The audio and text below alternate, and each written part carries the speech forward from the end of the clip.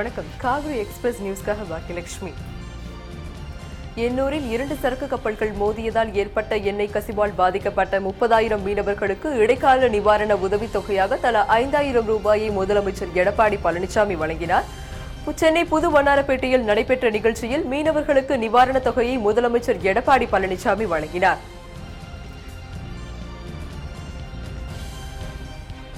முன்னதாக நிகழ்ச்சியில் பேசிய முதலமைச்சர் எடப்பாடி பழனிசாமி, திமுக ஆட்சியில் இலங்கைக்கு தாரை வார்க்கப்பட்ட கச்சைத்தீவை மீட்க நடவடிக்கை எடுக்கப்பட்டு வருவதாக தெரிவித்தார்.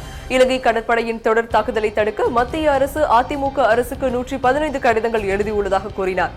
இதன் காரணமாக இலங்கை கடற்படையால் கைது செய்யப்பட்ட 2541 மீனவர்கள் விடுவிக்கப்பட்டுள்ளதாகவும் அவர்களிடம் 357 படகுகள் விடுவிக்கப்பட்டுள்ளதாகவும் தெரிவித்தார்.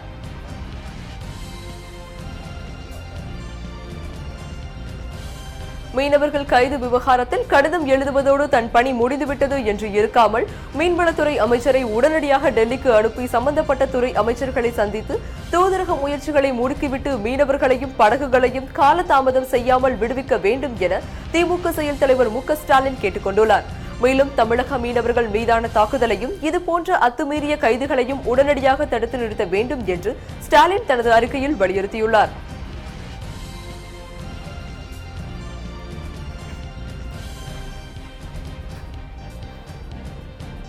வறட்சியால் பாதிக்கப்பட்ட விவசாயிகளுக்கு நிவாரணம் வழங்கும் பணிகள் இன்று தொடங்கியது.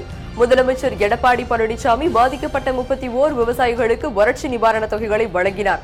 மேலும் அனைத்து மாவட்டங்களில் உள்ள விவசாயிகளுக்கு மின்னணு பண பரிவர்த்தனை மூலம் அவர்களின் வங்கிக் கணக்கில் நிவாரணத் தொகை செலுத்துவதற்கும் உத்தரவிடப்பட்டுள்ளது.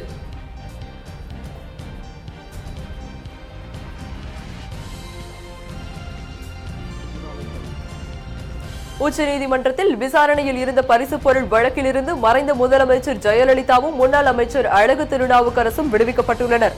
இன்று இந்த வழக்கு விசாரணைக்கு வந்தபோது ஜெயலலிதா மற்றும் அழகு திருநாவுக்கரசு ஆகியோர் இறந்துவிட்டதால் வழக்கிலிருந்து விடுவிக்கப்படுவதாக நீதிபதிகள் அறிவித்தனர். எனினும் செங்கோட்டையன் மீதான வழக்கு கோடை விடுமுறைக்கு பிறகு விசாரிக்கப்படும் என உச்சநீதிமன்றம் தெரிவித்துள்ளது.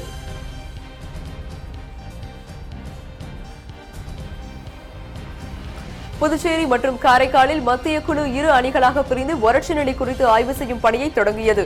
இன்று 2 அணிகளாக பிரிந்து புதுச்சேரி, காரைக்கால் சென்று மத்திய குழு பார்வையிடும் பணியை தொடங்கினர்.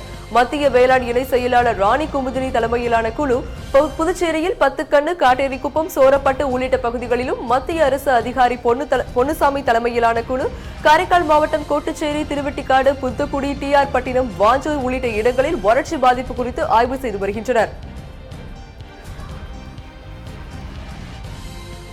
கோவை கார் உதிரி பாகங்கள் விற்பனையகத்தில் ஏற்பட்ட தீ விபத்தில் பல லட்சம் ரூபாய் மதிப்பிலான பொருட்கள் எரிந்து நாசமானது. கோவை திருச்சி சாலையில் சங்கர் என்பவருக்கு சொந்தமான துணிகள் மற்றும் கைத்தறி பொருட்கள் விற்பனையகம் செயல்பட்டு வருகிறது. இன்று காலை சுமார் 10 மணியளவில் கடை திறப்பதற்கு முன்பாக கடையிலிருந்து புகை வருவதை கண்ட அக்கம் பக்கத்தினர் உடனடியாக தீயணைப்புத் துறையினருக்கு தகவல் தெரிவித்தனர். 5 வாகனங்களில் அங்கு வந்த தீயணைப்புத் துறையினர் பல மணி நேரம் போராடி தீயை கட்டுக்குள் கொண்டு வந்தனர்.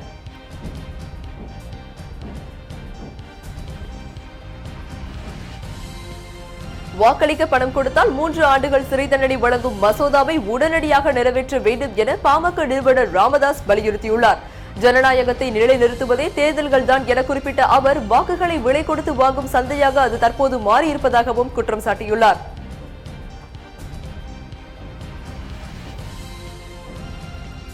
பெட்ரோல், டீசல் விலை திடீர் உயர்வினால் வாகன ஓட்டிகள் அதிர்ச்சி அடைந்துள்ளனர். தமிழக அரசின் வணிக வரித்துறை சார்பில் கூடுதல் தலைமைச் செயலாளர் ஸ்ரீ சந்திரமௌலி வெளியிட்டுள்ள அறிக்கையில் பெட்ரோல், டீசலுக்கான வாட் வரி உயர்த்தப்படுவதாக அறிவிக்கப்பட்டுள்ளது. இதன்படி பெட்ரோலுக்கு வாட் வரி 27%இலிருந்து 34%, டீசலுக்கு வாட் வரி 21.43%இலிருந்து 25%ஆகவும் உயர்த்தப்பட்டுள்ளது. இதனால் தமிழகத்தில் பெட்ரோல் விலை லிட்டருக்கு ₹3.78, டீசல் ஒரு விலை லிட்டருக்கு ₹1.76 உயர்ந்துள்ளது. இதன்படி சென்னையில் ₹70.61 இருந்த 1 லிட்டர் பெட்ரோல் விலை ₹74.39 உயர்ந்துள்ளது. இதேபோன்று டீசல் விலை 1 லிட்டர் ₹60.73 ₹62.49 அதிகரித்துள்ளது. இந்த திடீர் விலை உயர்வால் வாகன ஓட்டிகள் அதிர்ச்சி அடைந்துள்ளனர்.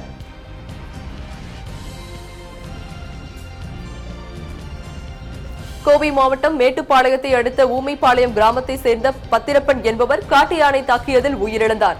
இவர் தனது வீட்டிற்கு சென்று கொண்டிருந்த போது அவ்வழியே வந்த ஒற்றை காட்டு யானை பத்திரப்பனை கொடூரமாக தாக்கியதாக கூறப்படுகிறது. இதையடுத்து படுகாயம் அடைந்தவரை மீட்ட அருகில் இருந்தவர்கள் மேட்டுப்பாளையம் அரசு மருத்துவமனையில் அவரை அனுமதித்தனர். இருப்பினும் சிகிச்சை பலனின்றி அவர் உயிரிழந்தார்.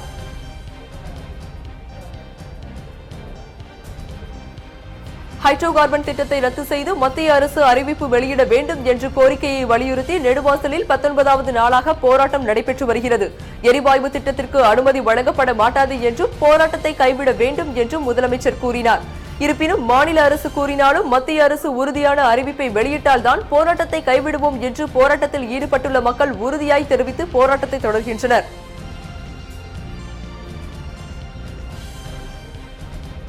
திருப்பூர் மாவட்டம் பல்லடம், அவினாசி, வெள்ளக்கோவில் பகுதிகளில் நேற்று சுமார் 2 மணி நேரம் பலத்த மழை பெய்தது. மழையுடன் சூறாவளி காற்றும் வீசியதால் ரங்கசமுத்திரம், செம்மிப்பாளையம் பகுதிகளில் இருந்த ஆயிரக்கணக்கான வாழை மரங்கள் சாய்ந்தன.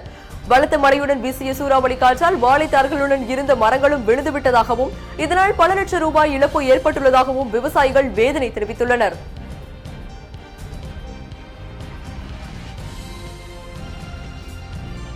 ஆதார் அட்டைக்காக பொதுமக்களிடம் இருந்து பெறப்பட்ட தகவல்கள் மிகவும் பாதுகாப்பாக இருப்பதாக மத்திய அரசு தெரிவித்துள்ளது. ஆதார் அட்டையை கொண்டு தனிநபரின் சுய விவரங்களை சரிபார்க்கும் முறை தற்போது மற்ற நடைமுறைகளை காட்டிலும் பாதுகாப்பானது என்றும், தகவல் திருட்டு குறித்து சிறு சந்தேகம் ஏற்பட்டாலும் கூட உடனடியாக கண்டறிந்து நடவடிக்கை எடுக்கப்படும் என்றும் மத்திய அரசு அறிவித்துள்ளது.